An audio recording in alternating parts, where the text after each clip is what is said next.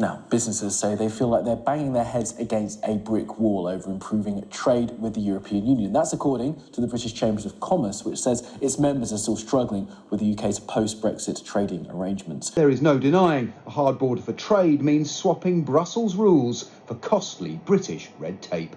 When Britain was in the EU, food and the people who made it could move freely into the UK, but a hard Brexit means friction at the border. A wide variety of foods, including cheese, cured meat, will now face inspection, adding cost, delay and bureaucracy.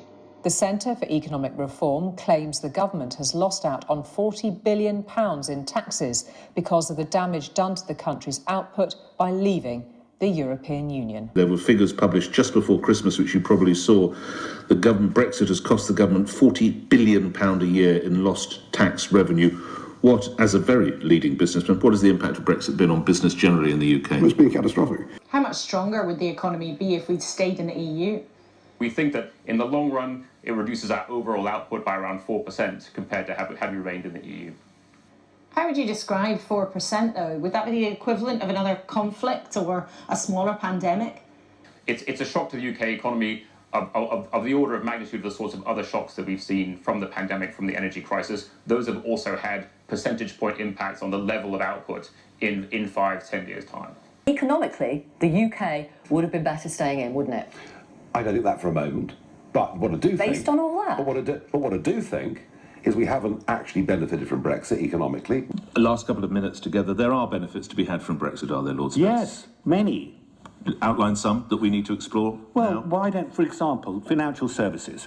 One of them, which again will of course not poll well, is would you take away the cap on bankers' bonuses? The UK economy as a whole has been permanently damaged by Brexit. It's reduced the economy's potential output significantly. Farming is collapsing in Britain right now because of Brexit.